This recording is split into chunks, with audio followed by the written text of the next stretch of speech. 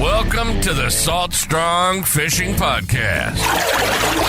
Salt Strong has been helping saltwater anglers catch more fish in less time for 10 years and is now the largest and most trusted saltwater fishing community in America. If you want to catch more saltwater fish, then keep listening. If you want to speed up your fish catching results even faster, then join the private insider community at saltstrong.com. Here's your host, Joe Simons. Like diamonds. How to fish for inshore saltwater fish like redfish, speckled trout, snook, flounder, etc. before or after a big hurricane. Hey everybody, Joe Simons, Like Diamonds, back again with podcast. This is a topic, especially here in hurricane season. We're dealing with one right now. There's a couple more out there lingering. Depending on when you hear this, there probably still is some. And the question comes up a lot. Hey, is it good fishing before or after hurricane? The answer is maybe. Obviously, first and foremost, be safe, which we'll talk about in this podcast. But number two, yes, it can be. Anytime you have massive pressure changes like that, it can be pretty epic fishing. In fact, my brother Luke and I and our dad has had some of our best fishing days ever right before and even after a storm. Obviously, if you have a storm that's so devastating that there's all sort of debris and just water's churned up so bad, that's not a great thing. But first and foremost, just be careful, be safe. Don't ever risk it just for catching a fish is all I can say. So with all that being said, here is a podcast. It's one from the past that we talked about this. This question keeps coming up. So I wanted to bring this back up to service because it's been a while since we've talked about it. And then finally, if you haven't joined the Insider Club, you have to see what we've done here with the new Smart Fishing Spots app. We added a ton of new spots, and there's now an actual game plan for every single spot. So you literally click on the actual hot spot for that given day and time. It actually shows you like exactly where to fish, GPS spot, and then you actually pull up a little game plan that tells you exactly how to fish that spot, including what lures or live bait to use, the best time to hit that spot, etc. It's like having a full-time fishing guide in your back pocket. We also added on Fish ID. No more having to guess what fish it is. No more having to like scroll through an old app to figure out what it is. You literally take a picture with the app while you have your phone with you on the boat or kayak or on the pier or whatever, and it literally tells you what fish it is. And based on where you are, if it knows you're like in Florida or the east coast of Florida, which has a little bit different rules than the west coast, it'll actually tell you exactly what the regulations are for that fish all in seconds. And then if you want to keep that fish as a catch log, meaning like have it in your app as one of your private waypoints, you can do that as well. All there inside the app. No more guessing on Fish ID. Really, really cool, especially if you're traveling, no matter how experienced you are. I've had times where I didn't know what the species was. Like we're down in Croatia, I saw some weird fish. I was like, what the heck is this? Really, really cool to be able to have that Fish ID. All that being said, here's the podcast on how to fish after a big hurricane. There it is. Yeah, baby. Fish on like Donkey Kong. What's up, everybody? Joe Simons, Like Diamonds. We are here in Tampa Bay. Just got absolutely annihilated by a rainstorm. I don't know how we didn't see it coming. It helps to check the radar, apparently. Yeah, it does help to check Smart Fishing Spots. So speaking of that, we found a spot. This is a little mangrove island that we have not fished before that happened to have a little oyster bar on it and also happened to have a bunch of snook. We already had a couple just right when we got here, came up and started chasing. Luke's got the Moonwalker topwater and I got a little Slam Shaded 2.0. It's a small little snook, but I'm not going to be too picky after Dave. You know what's bad when you get to the ramp where there's normally a bunch of guides and there are zero. As in, there was not a single other vehicle except our boy Frank that we just met, who's in a kayak, and hopefully he fared better than we did in the boat going through that storm. But I digress. We found this spot, already got fish on, and we're just going to kind of fish around it. So if you're watching, you can see that we got this little mangrove island, and on the other side of it is an oyster bar, and there's been a lot of mullet around. Clearly some snook. Let's see if we can get one here on topwater. Yeah, and what we'll be doing is just showing some strategy on just post-rainstorm fishing. This early morning, we got hammered by that rainstorm, basically right as the sun was coming up. We were too wet to put the camera gear. We've already caught probably 4 or 5 snook. So they've been pretty aggressive, so we're basically just power fishing. We're moving fast. I've got a topwater. casting up near these mangroves. We have a really high tide, and there's something actually pretty big right there. Let's see what that is. Might just be a mullet school.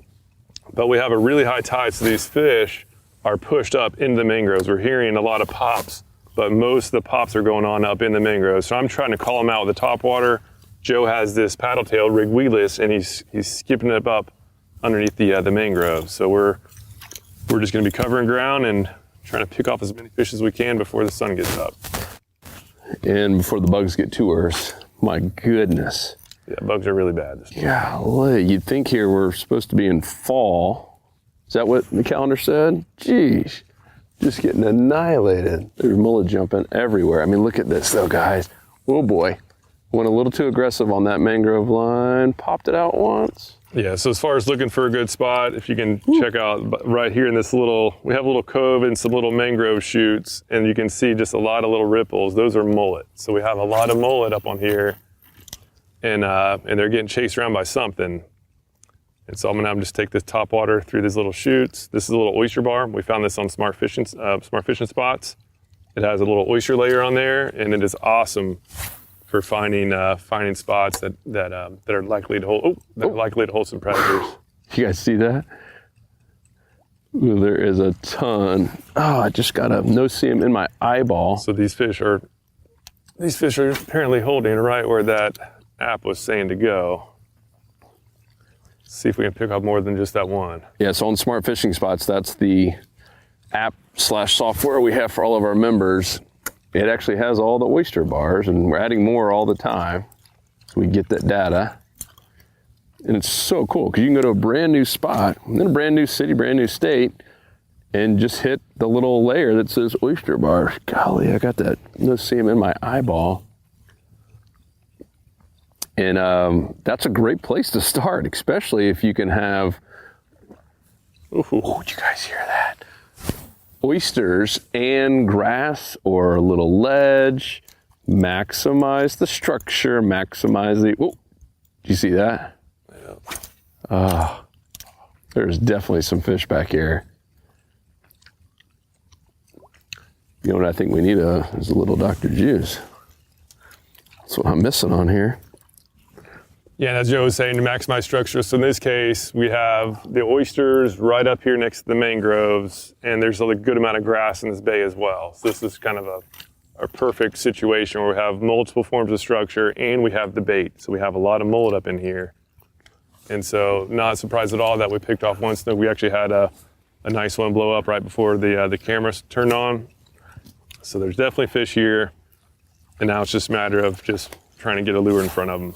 Right now is the toughest time. Probably about 2 or 3 hours from now is going to be probably the best fishing, because that water is going to start falling out, and those fish are going to have to start pulling out of these trees. Right now, it's just like a maximum high tide, and they have so much. Oop, I'm having one hit mine. They just have so much real estate.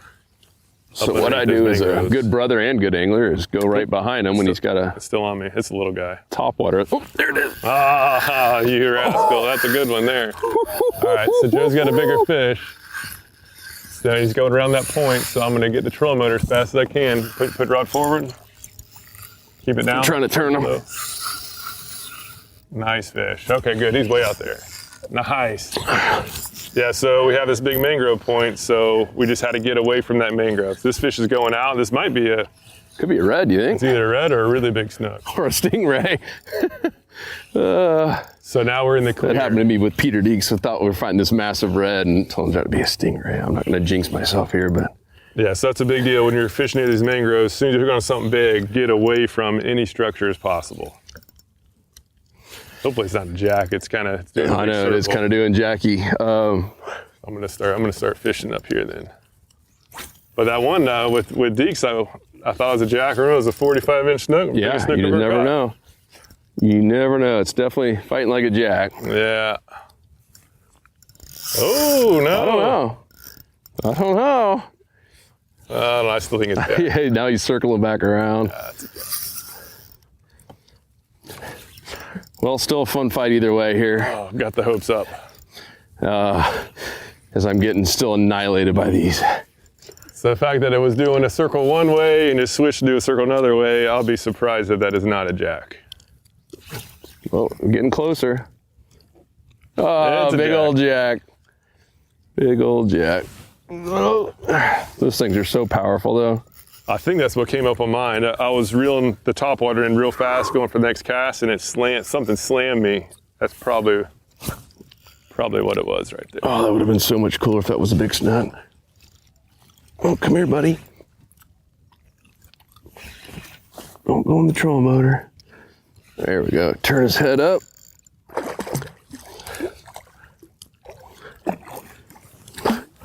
Jack attack. So much power. There we go. Hold on, bud. Oh. And it snapped my line at the very end. Unbelievable. Oh, well, that couldn't have gone any worse. Not only did I have to fight a jack in this prime time area, I just lost. Let that thing break you off? Yeah, at the very end, I probably should have just pulled him up, but you guys learned from me. It's not the first time I've made a mistake bringing a fish in. Yeah, so I just had a little snook pop me right here on this point. Joe had his lure ready. He could go in there and catch them. Because a lot of times they'll hit topwater, and very common for them to miss topwater. A lot of times they go up and just pop in the air, but that's just a good sign when you see them come up and hit. If you have somebody else with a subsurface, like what Joe just had on the Slam Shady 2.0, it's about the same size of this lure, but it's under the surface, and they just have a much easier time sucking those down. In that case, that was a little small snook, so I'm not too disappointed that it missed. The bigger ones will usually come up and suck it down and eat, and the smaller ones pop it and do a lot of misses. Oh, there's like just right there. Yeah, I saw that when it came out of the water for it. I love that noise. But a lot of times, those little small ones will cause that commotion. Oh, the little smaller ones will cause that commotion, and the bigger one will come out and go up and slam it. So that's what I'm hoping will happen here.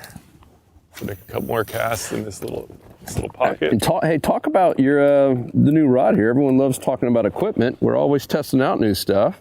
Yeah, so this is a rod from Cashin. This hasn't yet been released, but it will pretty soon.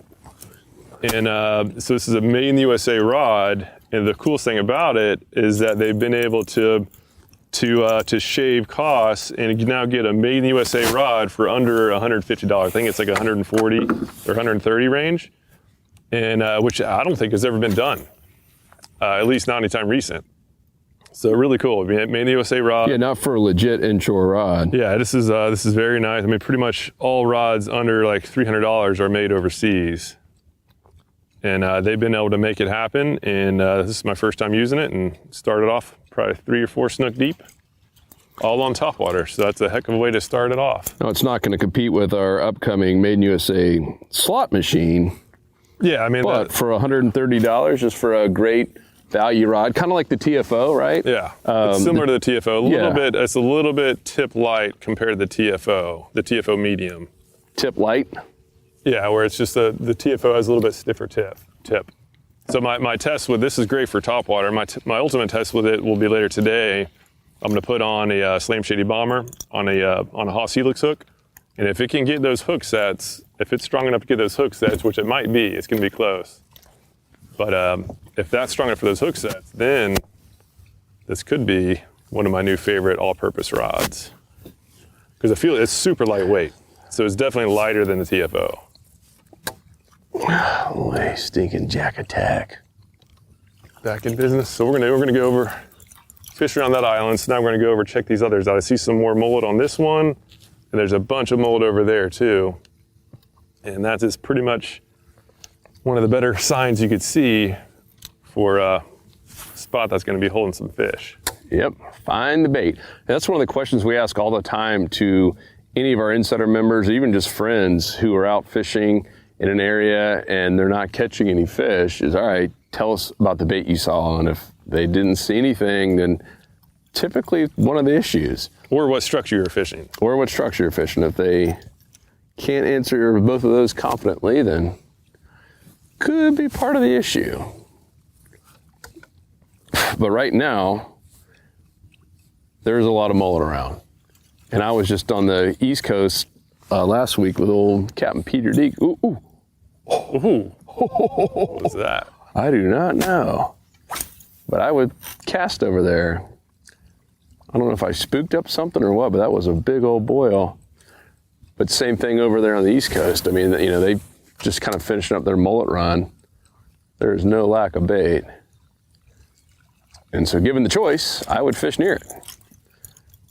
Because there's usually going to be some predators, whether it be a jack or a snook. Man, dude, I thought that was a big snook when that thing hit and started taking off. Oh, well. Once it started doing the old circle, that's the sign. That's the jack sign. And for a stingray, they just sit there at the bottom and you can't move them. I've also been there before. Brutal. Yeah, well, Peter Deeks, I was telling Luke, we caught, I believe it was 12 or 13 slot and even some over slot snook. And he apologized for the slow day. That dude is just a machine. He catches some big fish. And I was like, nothing to apologize for, dude. That's a pretty epic day. And my buddy Kyle came with me. We both happened to be over there in Vero. And he never caught a snook before. And like, you should have seen him. He was like, what do I do? It was awesome to see his face when he got that. It is not bass fishing. No, and that's all. He was more of a bass fisherman, and he's not used to having to use the rod. Ooh, a hit there.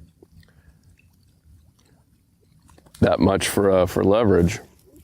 All right, there's definitely a couple fish back in there, Luke. I just got a good hit. Make it So happen. now, right here in between these two mangroves is a little choke point, if you will.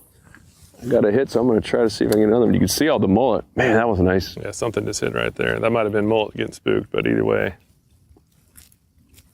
Look at that point up there, all the mullet there. Golly, looks so good.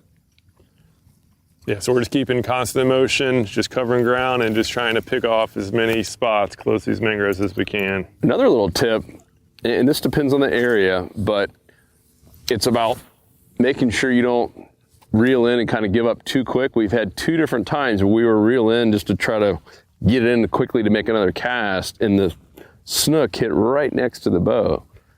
Sometimes they're just fired up and we'll follow it all the way up. We've had 2 of them. That one probably won't work when my tail gets hooked around the hook. So I'm back, if you're listening, I'm back to Slam Shady 2.0. It's kind of my confidence lure. And Luke's still going top water. See if we can get some on this point. Always fish the points. That's how we started off this morning. It was still dark and we were soaking wet. Is that the right word? Yeah, We're just absolutely drenched. Shoes are drenched. And so we couldn't film at the time. Yeah, that was a strike right there. Hey. Oh yeah, that deserves a strike there. Yeah, this was like the one time I forgot my rain jacket too. I didn't bring it in there. I took it to Texas. I just got back, and I usually just keep it in the boat, so I never can forget it. And because of that, I got about as wet as I possibly could. I could not have been any wetter if I just jumped in the water. Oh, that was a better fish there. There we are. Oh, the smaller one got it. There's a bigger one in there. All right, I'm gonna get my line in and see if I can't find them. Yeah, that was right on that point. We had the point with mullet, and then this topwater called them out there, and one of them was nice. It's always the case when you catch the small one. Then this little guy came up and slammed it. All right, so I'm gonna stay on this point. All right. See if we can't do it. Little snooky. Little fella. Let this guy go. All right, back at it. Yeah, The old moonwalker. Do you guys use that much over in Texas? not much. We mostly throwing the bombers there. They're all over the bomber. The bomber. On a Haas Helix? You know it. Yeah. Yeah, because there's so much sawgrass there. The fish were holding tight to the sawgrass. There we are. Ooh, That's a nicer one. That might have been the one that I lost. Yeah, there's a bunch of sawgrass there, and those fish were holding tight to it. And so the bomber on the Helix hook was the best way to fish it. Ooh. Mine's bigger. Oh man, I'm caught in a stinking mangrove. Oh boy. Oh, nice little snook there. Come on, baby, come on. Love that 2.0. Nice work. Love that 2.0. Come here, buddy. Oh, there we go. Sweet. Good looking little snook there. Getting bigger. Come on. Sharp hook. All right. There you go, buddy.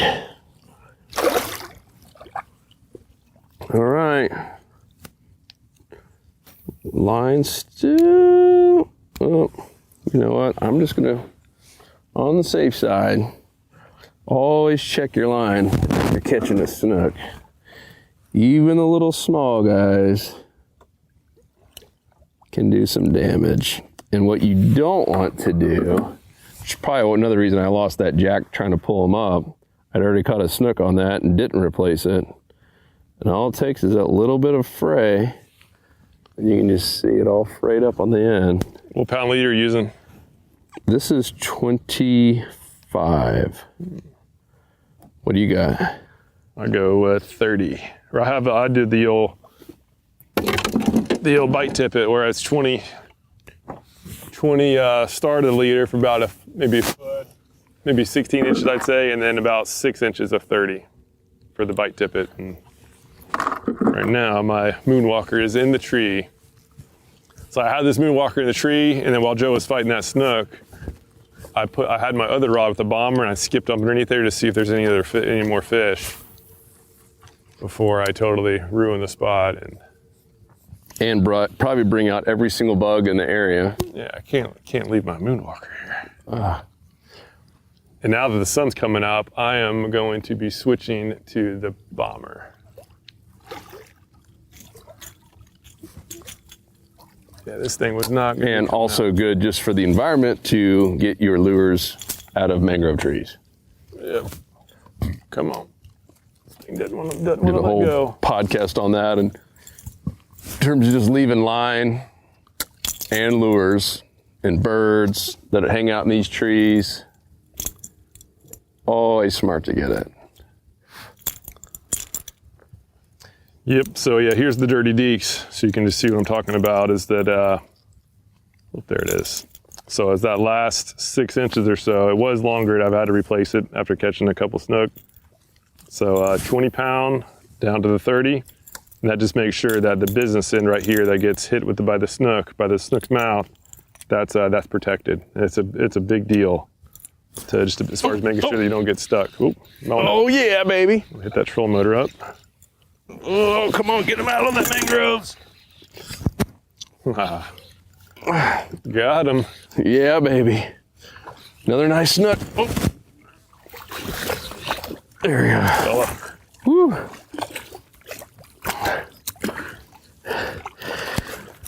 Luke had just said he thought the spot was all blown out, but not when you got Slam Shady 2.0 and Dr. Juice.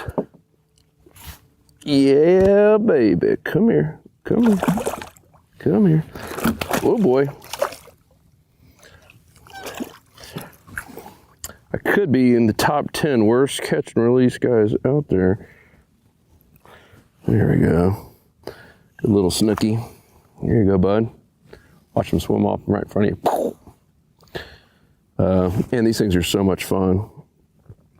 Probably would need a little bit heavier gear if we were going after some of those ones I was catching with deeks. But using this little, I think this is 8-pound braid. So I did listen to you, Luke. Luke was going down to 5. And I do feel like I'm getting more strikes when I went down to 8. Are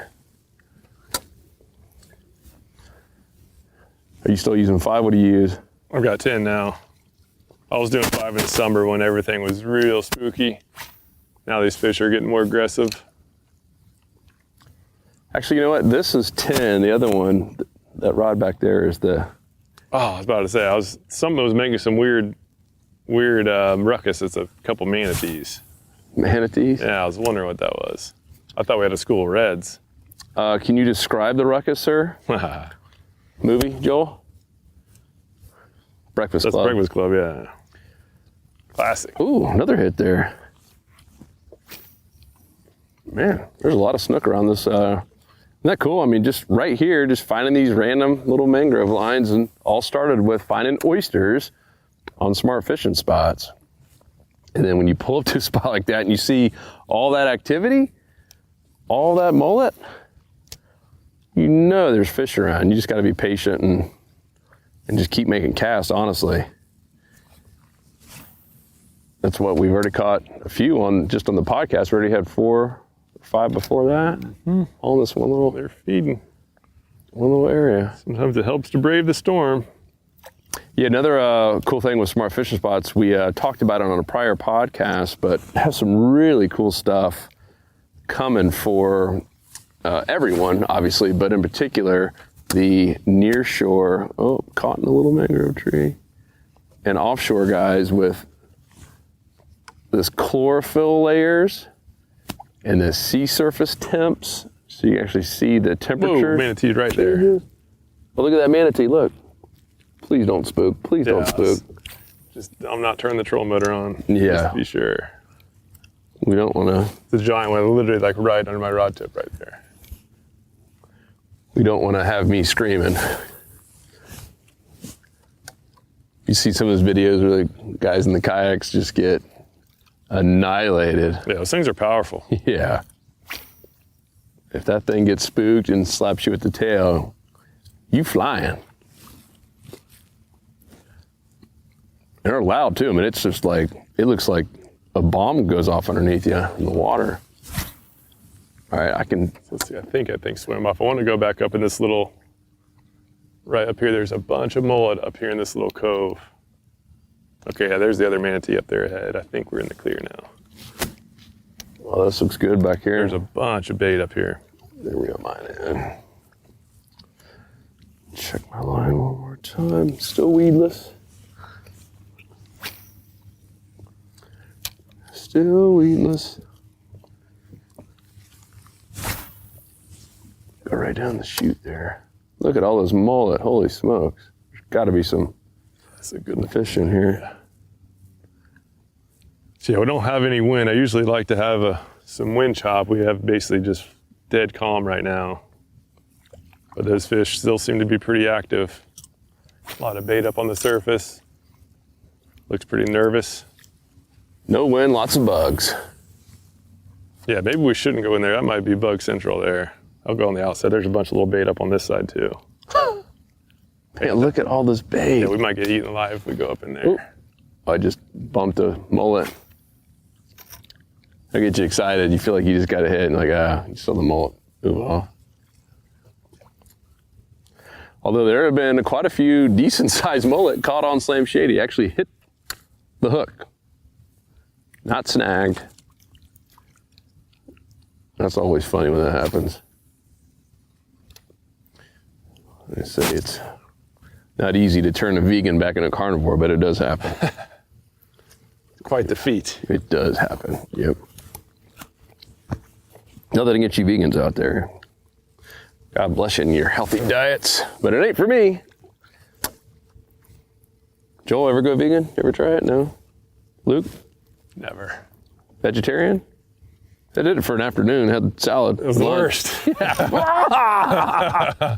Still have nightmares. Yeah. And all of a sudden, they told me there's no bacon on this salad. I about lost it. Like Chris Farley, when they're doing the blind, Yeah. what was it for? Coffee crystals. Yeah. Sir, did you know this is Folgers decaffeinated coffee crystals? What? Ooh, it hit there. There it is. There it is. Nice. Round 2. Yeah. Oh, dang it. So I had a little snook on and he spit it. And I got on a mangrove again. Oh boy. Godly. Yeah, so I'd say the 2.0 is kind of winning right now for the getting day. it done. Slam Shady 2.0 that is. Now we have all these, we're talking to the team like, man, we got so many different lures. We got Fred 2.0 and Gold Digger 2.0, all in that same mold, that scented 3.5-inch paddle tail. Got the new one, should be coming out in the next couple weeks. Yep, Mulligan. The Mulligan. If you don't know what I'm talking about, we did a whole podcast on it, and this is a brand new mold that we created from scratch, and certainly unique. Has the dimples, kind of like a golf ball, which is why the name Mulligan. And it looks fantastic underwater. It looks like scales, the little dimples do. But the reason we, kind of modeled it after the golf ball is the dimples on a golf ball help the golf ball go about 50% further. And so we're like, well, hey, maybe it'll do it with a lure. And turns out it will cast further, but it also skips a whole lot better. You're taking some of that resistance there off the air resistance. I'm gonna have to get a aerodynamic engineer. Some of my old friends from Georgia Tech. Sometimes you got to be a little forceful to get out of those mangroves. I could just see that one coming at my face. This Mulligan is pretty exciting, and we've obviously been testing it out for months, and finally got the full production mold, and it is en route to start printing those suckers off. Ooh, see that boil? That's a decent sized fish. Yeah, it was. Yes, I'm pumped about the Mulligan, and we'll probably start it. What are we starting in Slam Shady color? Yeah, Slam Shady will be first. And then we'll eventually have all colors with it. But it is 4-inch. It is solid. Yeah, it's a 4-inch paddle tail. Also giving us a 4-inch one, which has been highly requested. And just in testing, and this was designed this way, but it's basically designed to be rigged on a weighted hook like we're doing now, but also to be rigged to be able to be used on a jig head. But with the weighted hook for covering the flats and for skipping up under mangroves and docks, is it casts further and skips better than any other 4-inch paddle tail. That was really the core prerequisite of the design in general. Yep. And in testing, it has absolutely held up to those two things. Because it's just purposely, it's pretty bulky. It's kind of like the Bomber, where it's pretty bulky, has a nice tail, and it flat out launches. Skips well. And the cool thing, as I said, that we didn't even know until we started looking at it underwater and in some videos, is how those little dimples look just like scales. It'd help you get more strikes per cast. The name of the game. So be looking for the Mulligan at fishstrong.com. That is our online tackle store. If you guys don't know, of course, Insider members save 20% or more. We're gonna have some other cool stuff here for 2023, which will be here before you know it. Some new products, loyalty rewards program, which we're really pumped about.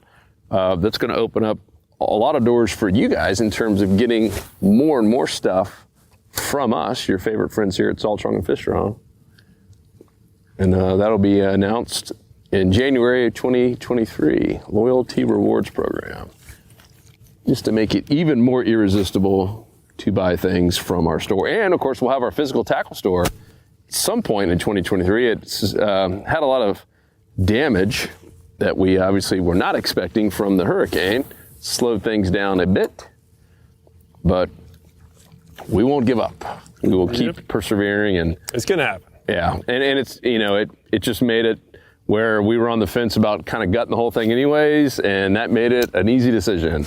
Now we're forced to go. The roof lifted up 6 inches, and the wind obviously was just pounding that all night long. So you got the roof, the building, 6-inch gap, and then wind and rain going in. So it was flooded. I mean, there's a foot or two of water inside the place the next morning. Foot or two or inch or two? I don't think it was a foot. It was 2 feet over in those offices. You can see the water line. Dang. Gnarly. Fortunately, like I said, we didn't have anything of ours in there yet. And we were going to be doing some renovations anyway. So now we're just doing more of them.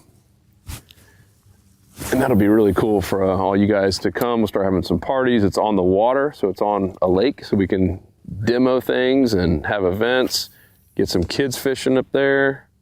It's going to be really cool. What do you think? We fish this corner and maybe call this a podcast and move on? Yeah, I'll move out. I'm not seeing nearly as much life, so I was going to move out to a little cut where there's going to be some more moving water. Ooh. That's a decent. We're going to have to put the big motor down and go. Oh, there you are. Ooh. See if I can steal that from you. Man, I stole enough of my fish today. Yeah, I took a swipe at it and we get right on the point, right? Not a surprise that we're going to hit there. Fish the points, guys. And to Luke's point, if you come up to an area that you're not seeing bait now, and after seeing all that bait, then you know what? Don't feel like you got to sit there too long. Make a few casts, and then we bolt, like Michael Bolton, that no talent book clown. All kinds of movies coming in. Office Space. Joel, do you know that one? Yeah. Michael Bolton. Ooh, I heard something big just strike up ahead. There's still some fish around. Yep. All right, cool. We'll end it here. And of course, for you Insider members, we'll always put these reports in the community. And if you don't know, we have our own private community. It's not just the blog page. It's community.saltstrong.com. That's where myself, Luke, all the fishing coaches are hanging out every single day, posting our reports, posting exactly where we were on places like this. And that's also one of the access points to Smart Fishing Spots. That is our software/app that will literally give you everything you could possibly need to know to maximize your trips, including showing you actually where to fish based on all of the different trends that we are having come in to that app. About every 15 minutes is updating. Really, really cool. So appreciate you guys big time. If you haven't joined the club, what the heck are you waiting on? Join us today at saltstrong.com. Save time, save money on your tackle, and be part of just a really cool, helpful community with anglers of all types. Right? I mean, we have, I'd say the majority are kind of the weekend warriors, and we have newbies who are just getting into it, and we even have full-time guides who pay the full amount just because they want to learn and they want to have access to some of the discounts. And heck, for them, they also get some good referrals because the guides who are in there who are helpful in sharing in the community are getting more bookings, right? If more of our members saying, hey, I'm in that area, I'm seeing a fish over here. I kind of want to hire that guy. He's been so nice and helpful. I feel like I know him. So that's been really cool to see that as well. But other than that, guys, make sure to go to saltstrong.com. We'll put this, if you're watching it on YouTube or listening, we'll have the actual video so you can see all these shenanigans and see the types of places that we're talking about. And that'll all be there at saltstrong.com. And it's also a place at the bottom where you can ask us questions. So, man, now we're starting to see bait again. Now this is looking good. Yeah, this is another little point here. This looks solid. Let's see. I'm going to give one more cast here and see if I can catch them on this. Always fish the points. Always fish the point. All right, well, that might be it. We out. Slam Shady out. And we'll talk to you guys in the next podcast. Peace. Want more fishing tips, shortcuts, and tools so you can catch more fish per trip? Then head over to saltstrong.com now and join the movement. Tight lines, and thanks for listening.